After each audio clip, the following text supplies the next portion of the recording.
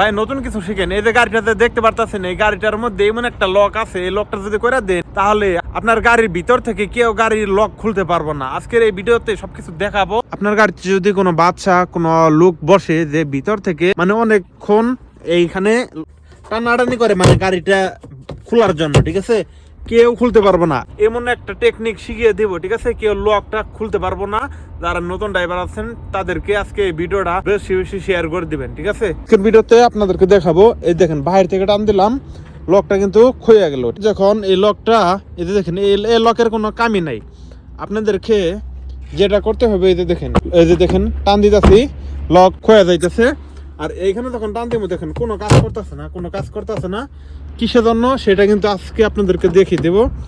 গাড়ির চাবিটা নেবেন, গাড়ির চাবিটা নিয়ে এই যে এখানে দেখেন, এই যে এইখানে আপনাদেরকে হয়তো এমন এইখানে একটা সুইচ থাকতে পারে, উপর দিকে দেওয়া নিচ দিকে দেওয়ার, ঠিক আছে।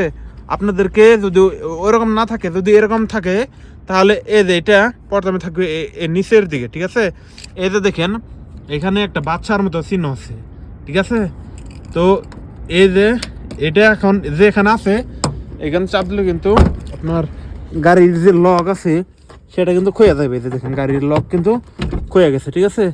যখন আপনি এই লকটা আপনি চাবি দিয়ে এদিকে দিয়ে দেবেন, ঠিক আছে, এদিকে উপর দিকে দিয়ে দিলেন, তাহলে কিন্তু আপনার ভিতর থেকে যেত টানে গাড়িটা কিন্তু খোবো না। বাইরে থেকে টানলে খোবো, এই যে দেখেন ভিতর থেকে টানবো গাড়িটা, কিন্তু ভিতরে থেকে কোনোভাবেই খোবো না।